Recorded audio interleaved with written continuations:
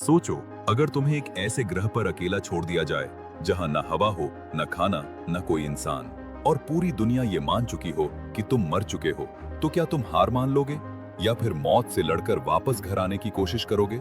ये कहानी है मार्क वॉटनी की, जो मंगल ग्रह पर अकेला फंस गया था और जिसने नामुमकिन हालत में भी जिंदा रहकर पूरी दुनिया को हैरान कर दिया। कहानी की शुरुआत होती है मंगल ग्रह मार्स से, जहां नासा के कुछ एस्ट्रोनॉट्स अपने एरिस 3 मिशन पर काम कर रहे होते हैं। पूरी टीम मंगल की मिट्टी के सैंपल इकट्ठा कर रही होती है और वहां रिसर्च कर रही होती है। इस टीम में कमांडर मेलिसा लुइस, बेट जॉनसन और मार्क वॉटनी शामिल होते हैं। सब कुछ बिल्कुल सही चल रहा होता है, लेकिन तभी अचानक उनके सिस्टम पर एक वार्निंग आती है कि एक बहुत बड़ा और खतरनाक तूफान तेजी से उनकी तरफ बढ़ रहा है। ये तूफान इतना शक्तिशाली था कि अगर वो लोग तुरंत वहां से नहीं निकले तो उनका MAV यानी मार्स एसेंट व्हीकल उड़ने से पहले ही खत्म हो सकता था। इसी वजह से कमांडर लुइस तुरंत मिशन कैंसिल करने का फैसला लेती है और पूरी टीम जल्दी से अपने रॉकेट की तरफ बढ़ने लगती है। लेकिन जैसे जैसे वो लोग आगे बढ़ते हैं, तूफान और ज्यादा खतरनाक होता जाता है। चारों तरफ धूल ही धूल उड़ रही होती है, किसी को कुछ दिखाई नहीं दे रहा था। तभी अचानक कम्युनिकेशन एंटीना टूटकर सीधे मार्क वॉटनी से टकरा जाता है। मार्क हवा में दूर जाकर गिरता है और कुछ ही सेकंड में तूफान के अंदर गायब हो जाता है। उसकी टीम उसे ढूंढने की बहुत कोशिश करती है, लेकिन उसके स्पेस सूट का सिग्नल बंद हो चुका था। अब सबको यही लगता है कि मार्क मर चुका है। मजबूरी में पूरी टीम उसे मंगल ग्रह पर छोड़कर हर्मीज स्पेसशिप की तरफ वापस निकल जाती है। लेकिन अगली सुबह जब तूफान शांत होता है, तब अचानक मार्क अपनी आंखें खोलता है। वो अभी भी जिंदा था। उसके पेट में एंटीना का एक लोहे का टुकड़ा घुसा हुआ था और दर्द इतना ज्यादा था कि वो ठीक से खड़ा भी नहीं हो पा रहा था। लेकिन असली डर दर्द नहीं था। असली डर ये था कि अब वो मंगल ग्रह पर बिल्कुल अकेला फंस चुका था। ना कोई इंसान, ना कम्युनिकेशन और ना वापस जाने का कोई रास्ता। नासा को तो ये तक नहीं पता था कि वो जिंदा है। मार्क किसी तरह अपने हैब तक पहुंचता है और खुद ही अपने शरीर से वो लोहे का टुकड़ा निकाल देता है। फिर वो अपने घाव पर टांके लगाता है और अपने सिस्टम चेक करता है। तभी उसे समझ आता है कि उसकी हालत कितनी खराब है। नासा का अगला मिशन एरिस 4 मंगल पर 4 साल बाद आने वाला था, लेकिन उसके पास खाना सिर्फ कुछ महीनों का था।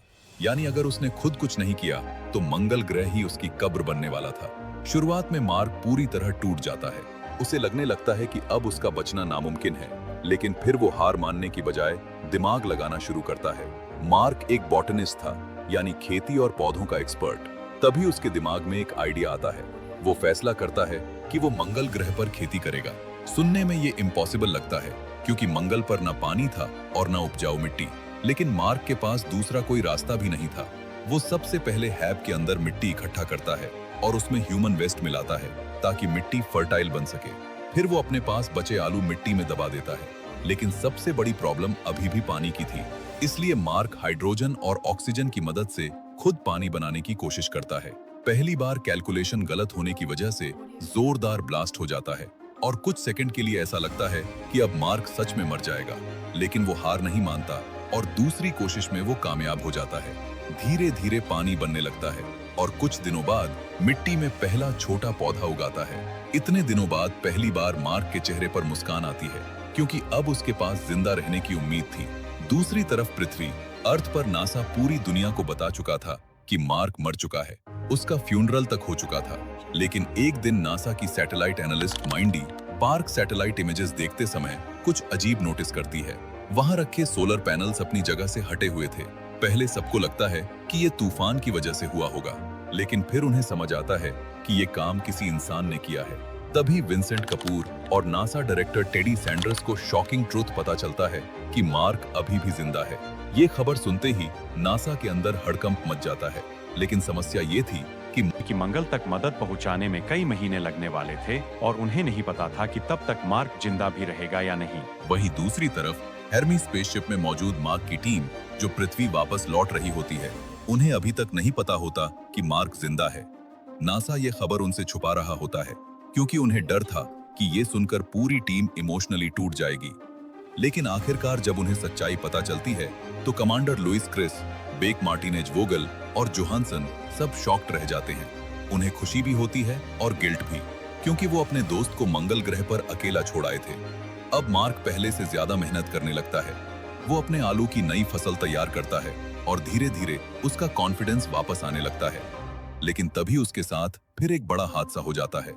उसके हैब का एयरलॉक अचानक ब्लास्ट हो जाता है और उसकी सारी आलू की फसल बर्बाद हो जाती है।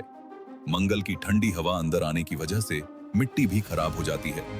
अब उसके पास फिर से खाने की प्रॉब्लम शुरू हो जाती है और वो समझ जाता है कि अगर जल्दी मदद नहीं पहुंची तो वो ज्यादा दिन जिंदा नहीं रह पाएगा। नासा जल्दी से उसके लिए एक रॉकेट लॉन्च करता है जिसमें खाना और जरूरी सामान होता है। पूरी दुनिया उम्मीद लगाए बैठी होती है, लेकिन बदकिस्मती से लॉन्च के कुछ ही सेकंड बाद रॉकेट हवा में फट जाता है। ये देखकर नासा पूरी तरह टूट जाता है और मार्क भी समझ जाता है कि अब उसके बचने की उम्मीद बहुत कम है, लेकिन फिर भी वो हार नहीं मानता। वो नासा को मैसेज भेजता है कि अगर वो मर भी जाए तो उसके पेरेंट्स को बताना कि उसने आखिरी समय तक हार नहीं मानी। इसी बीच नासा साइंटिस्ट रिच पर्नेल एक डेंजरस प्लान बनाता है। वो कहता है कि जो हेर्मी स्पेसशिप मार्क की टीम को वापस पृथ्वी ला रहा है, अगर उसे वापस मंगल की तरफ मोड़ दिया जाए तो शायद वो मार्क को बचा सकते हैं। इस प्लान को रिच पर्नेल मैन्यूवर कहा जाता है।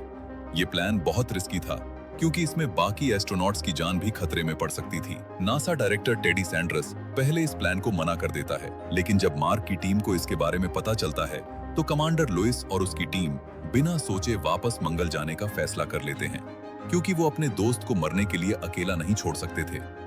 अब मार्क को शिया पेरेली क्रेटर तक पहुंचना था, जहां एरिस 4 मिशन का MAV पहले से रखा हुआ था। वहीं से वो एक छोटे रॉकेट की मदद से स्पेस में जा सकता था।